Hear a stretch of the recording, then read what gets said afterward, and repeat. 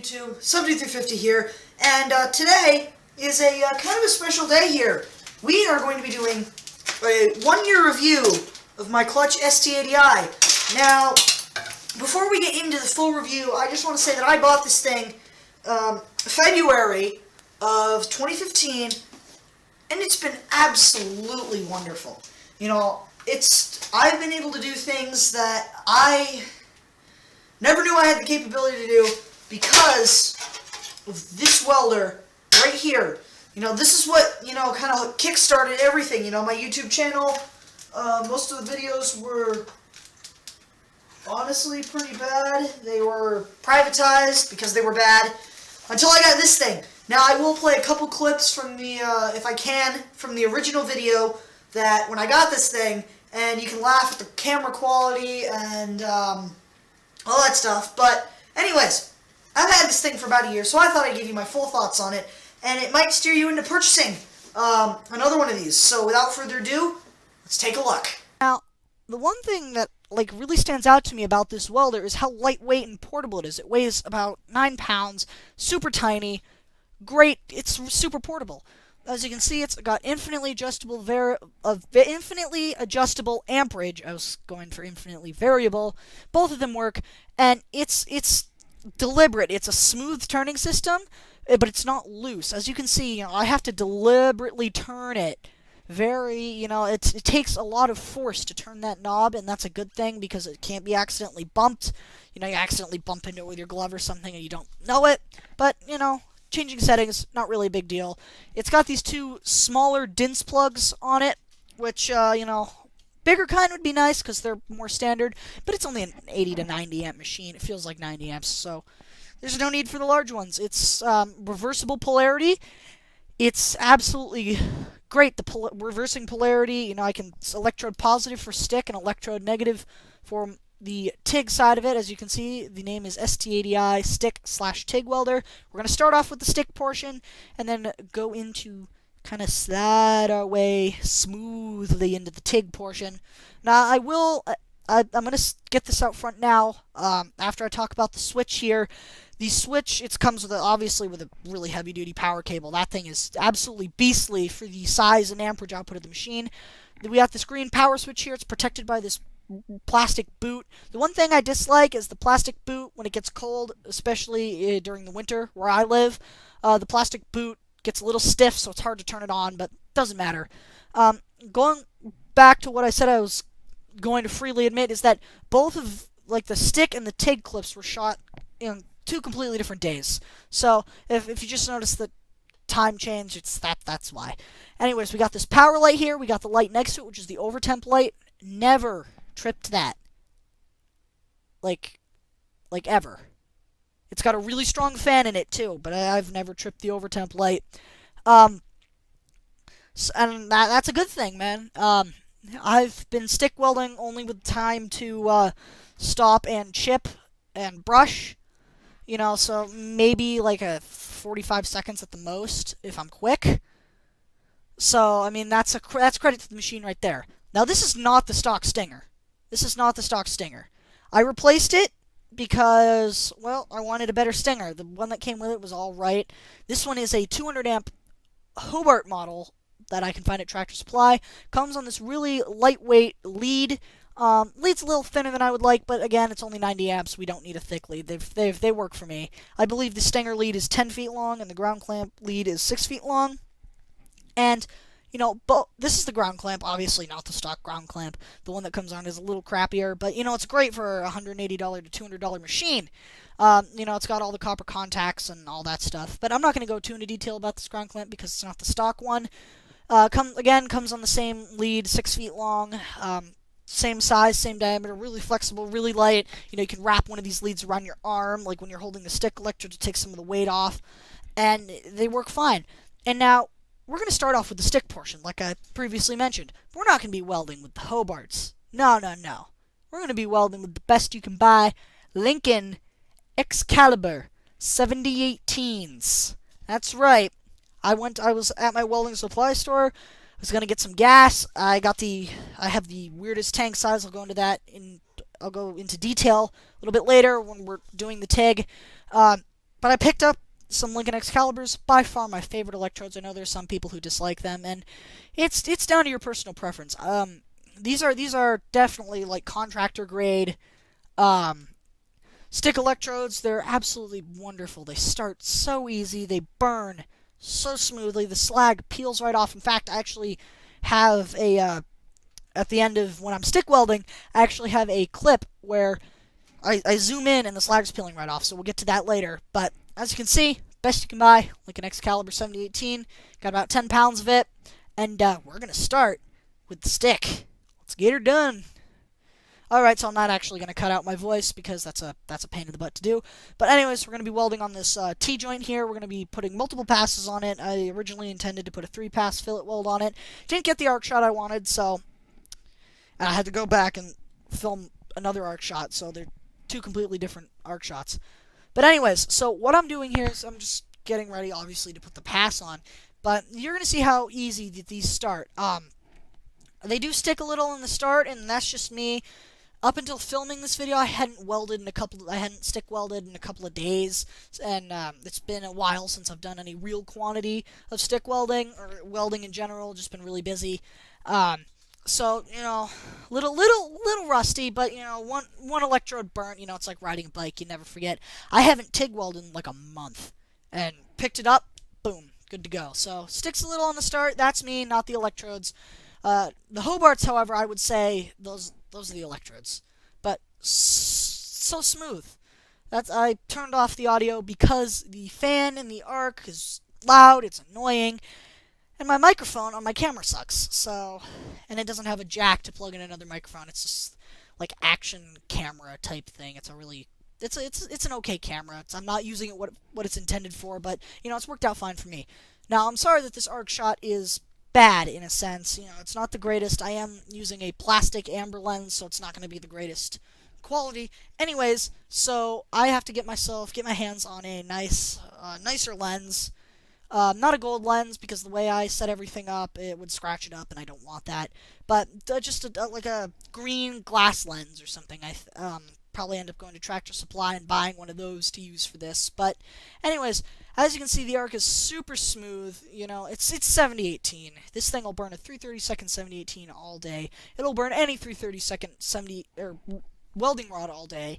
But my favorites are 7018s. I know a lot of people love them. They're great for general purpose work, and they're great for code work too, because of their tensile strength and mechanical properties and all this stuff that I don't know about and I don't really want to get into in this video because we're doing a welder review.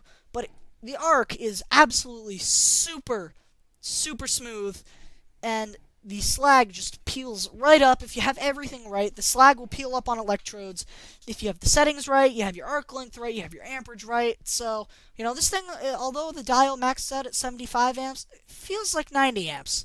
So, just saying, if you end up picking one of these up, don't be afraid to buy like 50 pounds of 332nd 7018, especially of the Lincoln Excalibur variety, because it'll run those beautifully.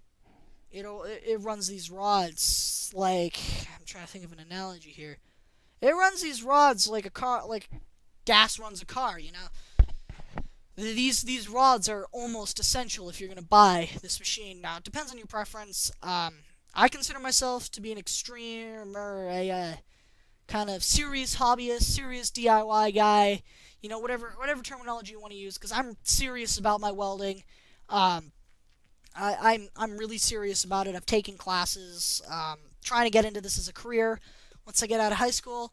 And so if you're trying to, you know, aspiring to be a welder like I am, or if maybe you need a tiny, portable, cheap welder, you know, it's not going to cost you a lot of money. You might make, if you need to not spend a lot of money to make like a repair at work or something, this welder is great to get for stick welding and TIG welding, because it'll pay itself back if you're doing job type work within the first day. Now here's what I talked about the slag just peeling right off.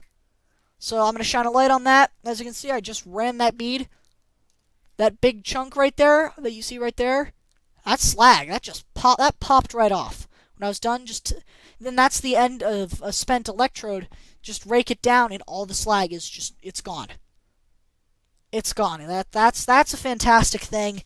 about this machine. I've seen that happen a lot with inverters. It might be an inverter thing, but whatever the case is, who knows what it is, but it works beautifully. Now, this machine is not intended to weld like this 5/16 plate in one pass. So that's why you put multiple passes on it. Realistically, I'd probably put with 3/32 rods. I'd probably put a 6-pass weld on that. And if I could get on both sides, I'd put a 6-pass weld on both sides and call it good. And I would be pretty confident that this would hold. So I would be pretty confident to weld some thick material with this welder, and I have done that in previous videos, so if you want to check out my channel, consider subscribing. I do all sorts of stuff. Shameless promotion plug there, but then again, you are watching this video, so you probably found it out there on the interweb searching for a machine like this. So please consider subscribing, and definitely leave a like on this video. I heard this from somewhere, but I'm pretty sure likes helps you, like it helps on like the recommended videos for someone. So, more likes equals better. So, if you can leave a like on this video, that'd be great. But anyways, now we're getting into the TIG process. And this thing, well, advertised as being a lift TIG welder, it's really just scratch start. Now, that's one little thing that I don't like. I mean, you can rock the cup in and touch the tungsten to the work to kind of lift, finger quotes, start it. But it's just plain and simple scratch start. Not really great, but, whatever. It gets the job done. And so what I'm using here is a number 7 gas lens cup, 3/32, 2% lanthanated tungsten, about 15 CFH of gas, and 1/16 inch ER70S2 filler wire. And now this arc is incredibly smooth. If the stick welding arc is buttery smooth, this is like butter smooth on steroids. Now the arc shot isn't the best of quality, but this is 1/4 inch box tubing that we are welding, or square tubing, might I add, that we're welding. I chamfered the edges just a little bit. Maybe about a 1/16 of an inch. Sorry about that there. But so about a 1/16 of an inch. So we're basically welding a solid 3/16 of an inch with a machine that's rated for an 1/8 of an inch. Now I think they did rate this machine as a little underpowered as what it can do. I'm not saying you should go out and weld a bridge with this if you're going to be welding something super critical. Buy a bigger machine. Buy like a Miller CST280 or an Everlast PowerArc 300 or something like that. I'm not trying to promote Miller or Everlast. I'm just saying those are the two that came to my head. But as you can see, the welding arc is super duper smooth. I want to say I've TIG welded with a Miller MaxStar 150 STL. This arc quality is comparable, and it's a little bit smoother than a Miller Synchrowave 180 SD that I've TIG welded with as well. Wonderful machine. If you happen to find one on like eBay or something, definitely buy it. Wonderful machine on AC and DC. So I'd buy it if I had 220 power. But anyways, we're going to weld another side of this, and I'm going to give you a different angle on the TIG here. So it's incredible. I don't know how they can have such a good running machine. It is a Chinese machine, but it's not a total piece of crap. Have a China. Probably it's cheap because it's a Chinese machine, but it's absolutely it hasn't broken down on me. It hasn't failed me. If it blew up in my face right now because I abused it, I'd buy another one. But I'm still amazed that they can make something this powerful and this good as low cost it is. I'm not promoting them. I'm not sponsored. I picked this up last year, bought it with like Christmas money that I got or something, and so I'm not sponsored. And I have a lot of good things to say about this. People knock on 110 volt welders, saying that they stink, but this one's half decent. If you want more power, get a bigger welder. Anyways, you're about to hear my final thoughts on the machine. So really hope you enjoy. Leave a like if you enjoyed, and just listen out to my final thoughts.